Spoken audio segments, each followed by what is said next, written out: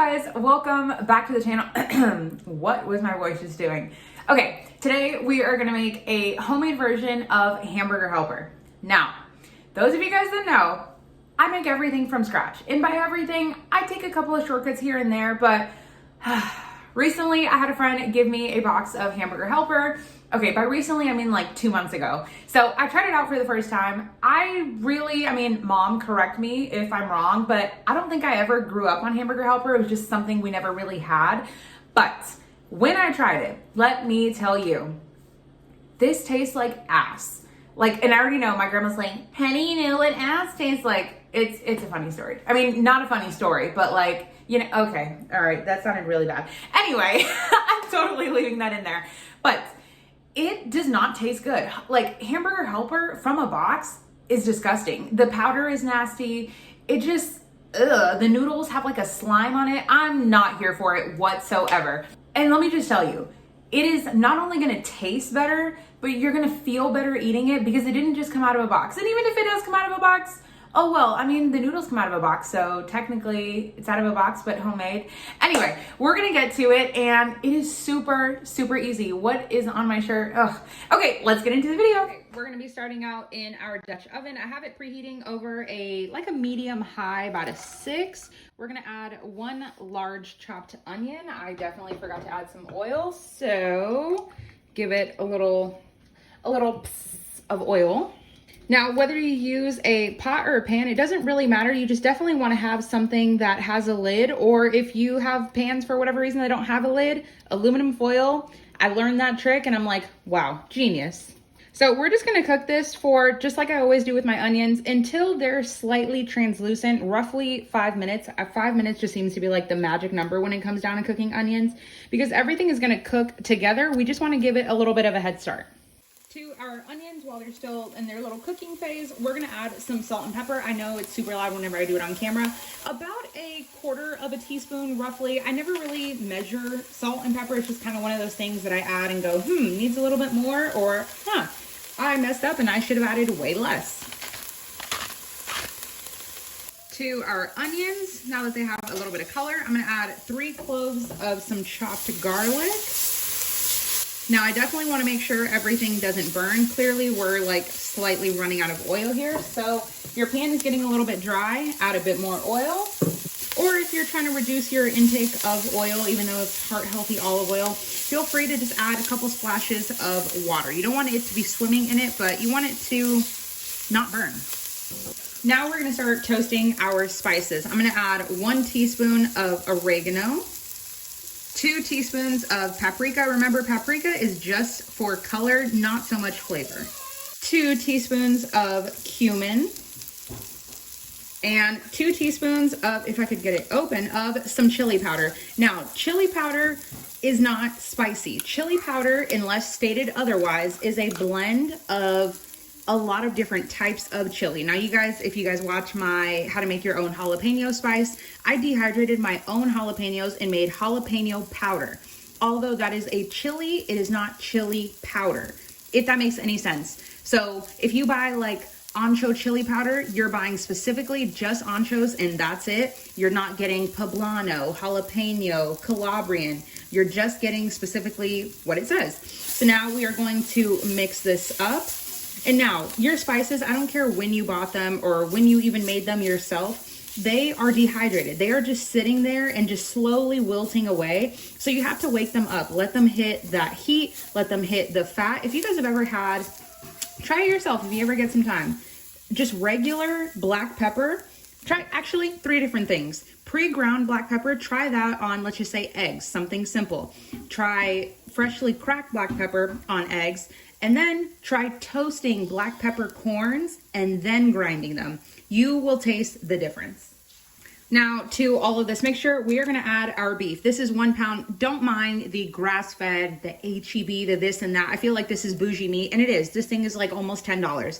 I did not buy this. I had a friend that was moving, gave it to me. Love them, thank them. This is great. But any beef works. Then all we're gonna do is just start to break it up. Of course, as it cooks out a bit more, it's gonna be a lot easier to break it up. And you definitely want to make sure, and of course the fat is going to render out, and of course if you have a fattier beef, you're going to get more fat. However, but you just want everything to just mix and, of course, like I always say, not burn.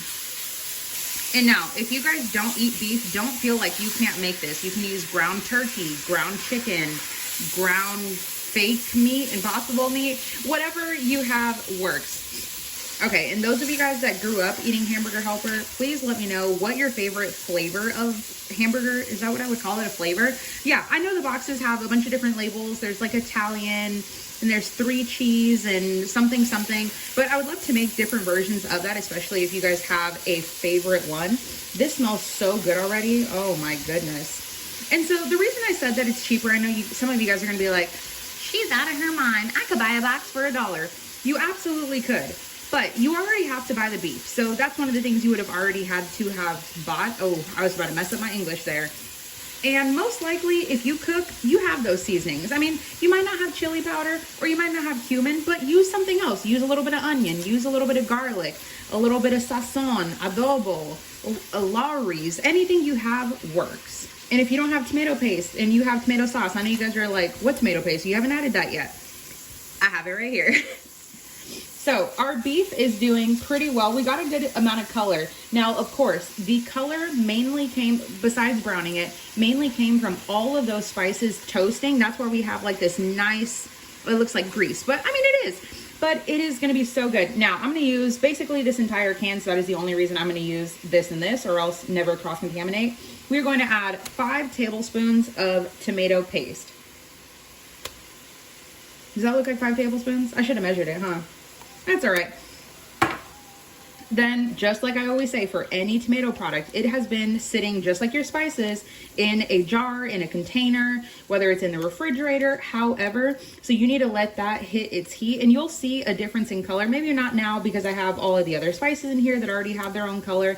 Your tomato paste will go from like just a bright red to like this deep rust color. And it also almost liquefies in a sense. I know that sounds kind of different, but if you guys have done it before, then you absolutely know what I'm talking about. But you don't want it to taste metallic-y. That is the number one thing whenever you are dealing with tomatoes. And that's why a lot of people buy jarred sauce instead of making it themselves, because every time they've tried, it tastes very metallic-y, but that comes from the can that it's in. So once you have all of this, your sauce is almost done. But I'm just gonna set a lid on this. I turned the flame off. I don't even know if I just said that like 10 seconds ago. So we are going to add the lid and just keep this warm for right now. So now for the helper part, because I guess the hamburger would be the ground beef because that's what you use to make a burger. This is the helper. I don't know, someone correct me if I'm wrong. I have a pot of water coming to a boil. So unlike the traditional hamburger helper that you would add the noodles to everything, this is an extra step, and I know it's an extra dish, but trust, what? It's an extra dish that you're gonna have to wash, but trust me, it is worth it. Because I always tell you guys, in my last video, I always tell you guys, Amber, what do I tell you guys? Because I forgot. Okay, I'm just talking to myself here. Please do not think I'm crazy. But I think it's important to cook your noodles separately. Just like whenever you're making a regular marinara or Alfredo, just pasta sauce in general, make your sauce, and whether it's a meat sauce, regular sauce, and cook your noodles separately. So that way, whenever it comes time to store things, if you have leftover, don't add your noodles to your sauce because they're just going to continue to absorb and absorb. Your noodles are going to be soggy. You're not going to have very much sauce. Trust me, it works to cook everything separately. Now, I'm just trying to be healthy. So we're going to use this red lentil galaxy pasta. Roman loves like the little shapes on there. He just thinks they're pretty cool. But any pasta that you have works. Even if you have to use regular spaghetti noodles, it's still going to taste good. It is still pasta at the end of the day. But the one thing I will tell you, if you can, find a pasta that has some type of shape, some type of tube, some type of something like the shells, the ones that you would get with a traditional, what is this thing called? A traditional, oh my God, I'm losing my mind. A traditional hamburger helper, something to hold all of the sauce. Now, let me just tell you guys, this is just what I'm using because this is what I have on hand. I love this brand, it's great, but let me tell you, this shit is expensive. I'm not even gonna lie. And yeah, that's it. It's expensive. It's healthy for you. Great Value has their own brand. It's not even called Market Pantry anymore from Target. They have their own brand. Any pasta works. So I'm gonna wait for this to come up to a boil. Of course, I always tell you guys, salt your pasta water. This is the only time you get to season your pasta water. But I recommend waiting until it's at a boil so your salt doesn't just sit at the bottom of your pan and slowly float and just scratch the bottom of your pan. So wait for this to come up to a boil and then we'll cook the pasta. Cook it to package instructions. This one says 8 to 9 minutes, but red lentil, I don't know if it's just this brand or just red lentil pasta in general. It is actually it is red lentil pasta itself because I got it from Trader Joe's. It is very, very tough. So I would almost even say cook it for 12 minutes. Anyway, cook it to package instructions and then we'll be back. While our pasta is boiling away to the right of us, I set a 10-minute timer just for the pasta. Of course, that's based on my package instructions. So coming back to our sauce. Obviously, this is thick. We need something to thin it out, something to make it just umptious and luxurious and just good. I have 1 cup of chicken broth here. Feel free to use vegetable broth or water and bouillon, beef broth. I don't know why a lot of us, probably because I guess chicken doesn't have very strong of a flavor, but Jesus. But I was gonna say, I feel like chicken broth is so like highly used as compared to like beef broth, and beef is expensive.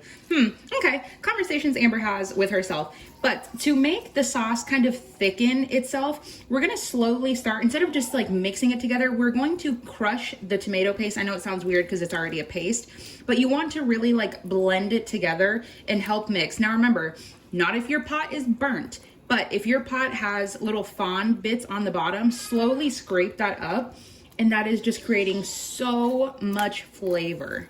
So now you want to reduce your sauce just a little bit, not too much where it's like bone dry, but you don't want it to be like soup. And if you do, then go for it. If you like yours a little bit thinner, I guess, feel free to add more, or if you like it thicker, add less. But I think this is pretty good. I'm gonna let it go for about a minute on high just to kind of help release some of the steam and just kind of thicken it a bit, but we are looking good. Okay, this looks good. I'm gonna switch over to this big spoon because that little spatula, I don't know who I was fooling, that was burning the heck out of my hand. Okay, over here looking for my ingredients that I just poured. Now, to make it creamy, we're gonna add 1 cup of heavy whipping cream. Now, turn your flame off. Whenever you are adding any type of dairy product, cream cheese, sour cream, why do I always lose my train of thought? It's because I haven't been filming videos in a while. So whenever you are adding any dairy product, heavy cream, milk, cheese, you want to make sure your flame is off because you don't want to scorch everything. Dairy products are obviously kept very, very cold. So when you add it to something that's hot or relatively warm, it's going to tend to seize up, and depending on what your mixture is, it might not look so good, but it's still going to taste good. So we're just going to slowly add some in. And you do not have to add an entire cup if you do not want to. I just feel like it's fall, it's creamy, dreamy season. I feel like this is almost good, but we're just gonna add the whole thing. Should I add the whole thing? We're just gonna add it. Then just give everything a mix, just like we did with our tomato paste and broth mixture. You want to kind of like help press it in so you don't just have, sometimes it looks pretty to have like a swirl, but for this we just want a cohesive. Oh my goodness, this looks so good. Now, I already know some of you guys are thinking that's super loose. My hamburger helper doesn't look like that. I could scoop my hamburger helper on a piece of bread. But you know what? This is Amber's video, and this is how Amber's family likes their hamburger helper. And by hamburger helper, I mean my homemade version. It almost looks like a nacho cheese dip with meat in there. My mouth is literally watering. Okay, I can't wait 5 more minutes, or I can't wait 5 more minutes. I can wait 5 more minutes for the noodles to be done, and then we can add them in. Okay, let's wait. Okay, our sauce is done. Now we just have to add our pasta. Now, this is the point where if you feel like your sauce, you made it a little bit too thin, like I know you guys are looking at mine and you're like, that's soup, that's not pasta sauce. It's okay because our noodles are still hot, so they are going to absorb all of that moisture. I'm trying to not use a strainer here because I don't feel like doing more dishes. So I'm just scraping it to leave out all of that water. Now we're just gonna mix all of this together and see how it all of a sudden now just looks thicker because everything's combined. Oh my gosh, I'm so excited for this. Now, there's so many different things you can top with, and I guess it just really comes down to how you like to eat it. You can obviously eat it like this, and it's fine. Traditionally, people add cheese. Now, I like to add cheese to my own portion of whatever the main dish is, unless it's Parmesan because it's shaved so finely.